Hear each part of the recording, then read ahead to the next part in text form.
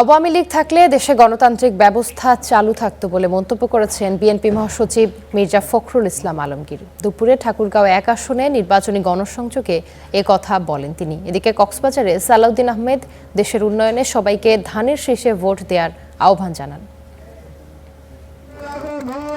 প্রচারণার পঞ্চম দিনে মাঠ ঘাট চষে বেড়াচ্ছেন বিএনপি প্রার্থীরা। পথসভা সমাবেশের পাশাপাশি ভোটারদের বাড়ি বাড়ি যাচ্ছেন প্রার্থী সমর্থকরা। সোমবার নিজ নির্বাচনী এলাকা ঠাকুরগাঁও ১ আসনের বেগুনবাড়িতে বিডি উচ্চ বিদ্যালয় মাঠে নির্বাচনী গণসংযোগে বক্তব্য দেন বিএনপির মহাসচিব মির্জা ফখরুল ইসলাম আলমগীর।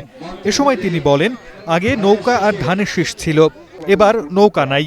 আওয়ামী লীগ থাকলে দেশে গণতান্ত্রিক ব্যবস্থা চলতো বলে মন্তব্য করেন মির্জা ফখরুল।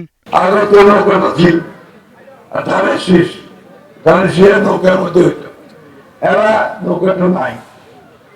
নৌকার যিনি কান্ডারি আমাদের সাবেক প্রধানমন্ত্রী হাসিনা, উনি আপনাদেরকে ফেলে ভারত চলে দিল্লি থেকে বসে আছে, আর আমাদেরকে বিপদে ফেলে দিয়ে গেছে, তাই না? থাকলে অন্তত একটা গণতান্ত্রিক অবস্থা চলতো, তাই তো?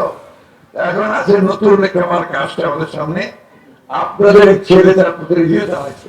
কক্সবাজারের চকরিয়ায় শহীদ আব্দুল হামিদ উচ্চ বিদ্যালয় মাঠে সভা করেন স্থায়ী কমিটির সদস্য সালাউদ্দিন আহমদ।